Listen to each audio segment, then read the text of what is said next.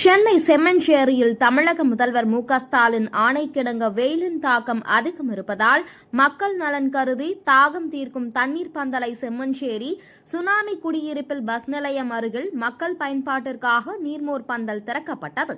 இந்த நிகழ்ச்சியை 200 வார்டு மாமன்ற உறுப்பினர் முருகேசன் வெகு சிறப்பாக ஏற்பாடு செய்திருந்தார்.